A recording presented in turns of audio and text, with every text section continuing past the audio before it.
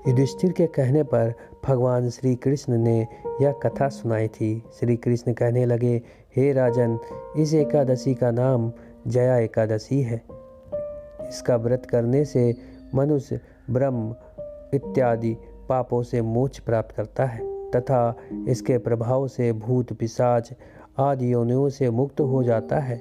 इस व्रत को विधि पूर्वक करना चाहिए। अब मैं तुम्हें पद्म पुराण में वर्णित इसकी महिमा की एक कथा सुनाता हूँ। देवराज इंद्र स्वर्ग में राज करते थे एवं अन्य देवतागण सुखपूर्वक स्वर्ग में रहते थे। एक समय इंद्र अपनी इच्छा अनुसार नंदन वन में अप्सराओं के साथ विहार कर रहे थे और गंधर्व गान कर रहे थे। उन गंधर्वों में प्रसिद्ध पुष्पदंत और उसकी कन्या पुष्पवती और चित्रसेन तथा उसकी स्त्री मालिनी भी उपस्थित थे तथा साथ ही मालिनी का पुत्र पुष्पवान और उसका पुत्र मल्लवान भी उपस्थित थे। पुष्पवती गंधर्व कन्या मल्लवान को देखकर उस पर मोहित हो गई और मल्लवान पर काम बाण चलाने लगी। उसके अपने रूप लवण और हाव भाव से मल्लवान को वश में कर लिया। हे राजन, पुष्पवती अत्यंत सुंदर थी। अब वह इंद्र को प्रसन्न करने के लिए गान करने लगे, परंतु परस्पर मोहित हो जाने के कारण उसका चित्त भ्रमित हो गया।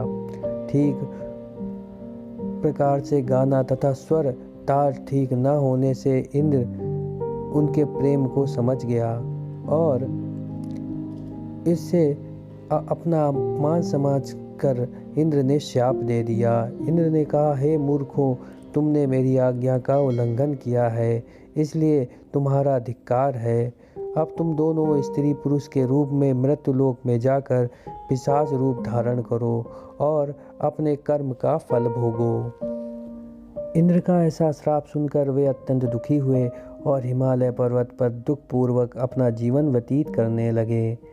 उन्हें गंध, रस तथा स्पर्श आदि का कुछ भी ज्ञान नहीं था। वह उनको महान दुख प्राप्त हुए। उन्हें एक क्षण के लिए निद्रा नहीं आती थी। उस जगह अत्यंत शीत था, उसके कारण रोंगटे खड़े रहते थे। शीत के मारे दांत बजते रहते थे। एक दिन पिशाच ने अपनी स्त्री से कहा, पिछले जन्म हमने ऐसे कौन से पाप किए हैं जिससे हमको यह महान दुखदायी पिशाच योनि प्राप्त हुई है। इस पिशाच योनि में तो नरक के दुख सहना ही उत्तम है। अतः हमें अब किसी प्रकार का पाप नहीं करना चाहिए। इस प्रकार विचार करते हुए वे अपने दिन व्यतीत कर रहे थे। दैव योग से तभी माघ मास में शुक्ल पक्ष की जया नामक एकादशी आई। उस दिन इन्होंने कुछ भी भोजन नहीं किया और न ही कोई पाप कर्म किए, केवल फल फूल खाकर ही दिन व्यतीत किया और सायंकाल के समय महान दुख से पीपल के वृक्ष के नीचे बैठ गए। उस समय भगवान सूर्य अस्त हो रहे थे। उस रात को अत्यंत ठंड थी, इस कारण दोनों शीत के मारे दुखित होकर मृतक के समान आपस में चिपटे हुए पड़े रहे। उस रात उनको निद्रा भी नहीं आई। हे राजन, जया एकादशी के उपवास और निद्रा जागरण के प्रभाव से दूसरे दिन वह पिशाच योनि छूट गई।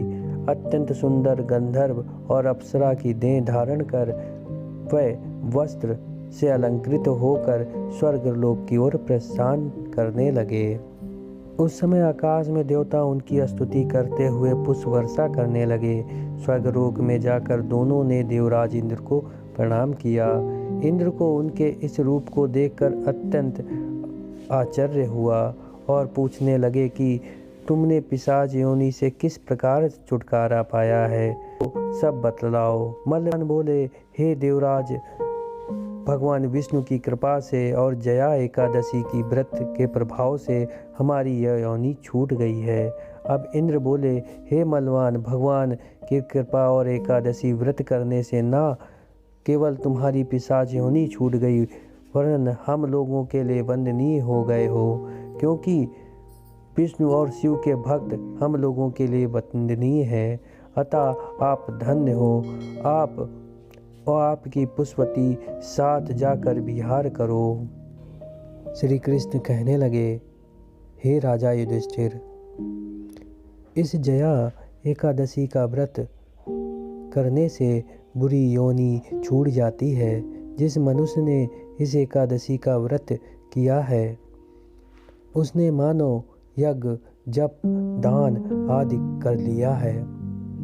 जो मनुष्य जया एकादशी का व्रत करते हैं, वे अवश्य ही हजारों वर्ष तक स्वर्ग में वास करते हैं और उनकी ख्याति राजा के समान और प्रभु कृपा के भागी हो जाते हैं।